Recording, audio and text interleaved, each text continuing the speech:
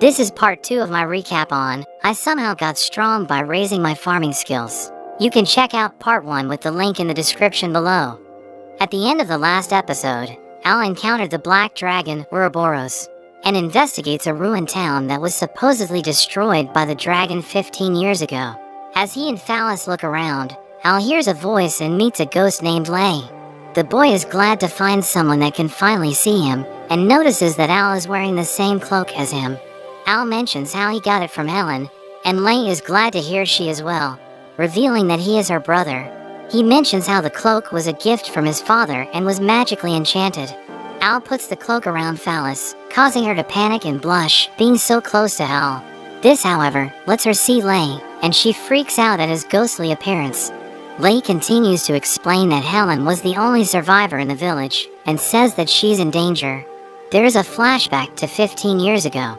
Helen calls Lay for lunch while he is training with a sword, but trips and falls over. Helen worries for him, but Lay wants to become a warrior. Suddenly, dark clouds roll in, and fire rains from the sky. They rush back to the village, only to find it burning and destroyed. The Black Dragon lands, giving off a terrifying roar. A young child stands up to it, throwing a rock at it. The dragon can speak, and finds it outrageous that the boy can stand up to him. The dragon feeds off of their fear, and destroys anyone who has hope. It opens its mouth, gathering dark energy, as the boy becomes terrified. Helen and Lay watch from a distance, but know that they are powerless to do anything. They decide that their only option is to run, so they quickly leave the village. But as they run, the dragon flies overhead and finds them. They quickly run the other way, but the dragon flies after them, breathing fire. The dragon enjoys seeing them run in terror. Helen becomes exhausted and falls over. She tells Lay to go on without her, and the dragon lands behind her. The dragon prepares to devour her soul, but it gets hit in the eye as Lay throws his sword. He tells Helen to run, but the sword falls, and its eye is instantly regenerated. But the dragon turns its attention to Lay, deciding to eat him first. It lunges at Lay, and impales him with its teeth. Helen rushes to her brother, and the dragon delights in her despair as it makes him stronger.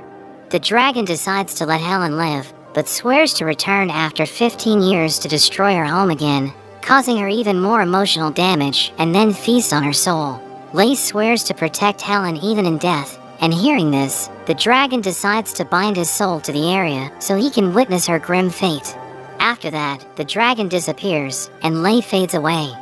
Back in the present, Lay explains that the dragon always leaves one survivor, so they can spread this story and create even more fear. And when it awakens, it will hunt down that person and repeat the cycle. Lay begs for Al to help protect Helen, but he says that the dragon is too strong. But Lay mentions how the dragon only ate his soul when he became despaired. He believes that they can use the power, opposite of despair, to diminish the dragon's power. Lay asks Al to help him pass a message on to his sister, and Al quickly heads off, carrying Phallus as he runs. They are in a hurry because today is exactly 15 years after the dragon's previous attack. Phallus gets embarrassed, getting carried like a sack, and asks Al to carry her in his arms. But he says that this is the fastest way to run, that he learned as a farmer. They make it back to the city, and fortunately the dragon has not appeared yet. Phallus calls Al a monster for treating her in such a way, but is also amazed by his immense stamina. The two go their separate ways, as Al goes to find Helen, and Phallus prepares the guards.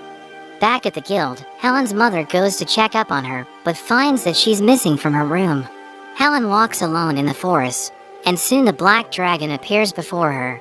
It greets her after 15 years, and Helen's lost memories begin to return. She remembers that it was her fault that her brother died. The dragon reminds her how her brother would have gotten away if not for her. It says that because of her, all the people in the city will soon die. Helen begs for it not to attack the city, even offering her own life. But the dragon has no intention of letting anyone live. Helen despairs and prepares to end her life, but Al makes it to her just in time and stops her. Helen comes to her senses, but the dragon attacks Al, knocking him away. Al manages to survive, thanks to his cloak's protection. The dragon is shocked a human could survive his attack, but Al says he's not just a human, he's a farmer. Helen tells him to run away, but Al charges at the dragon, punching it in its face. Al tells Helen not to worry, and the dragon is surprised a human was able to hurt him. The dragon wants to see Al fall into despair, and the two begin to fight. The dragon charges at him, attacking with its claw, and Al struggles to defend himself. Al lands another punch, but the dragon unleashes its devastating flame onto him. Al is knocked away, and Helen tells him to leave her, not wanting any more people to die because of her. But Al tells her that it's not her fault. He tells her how he met her brother.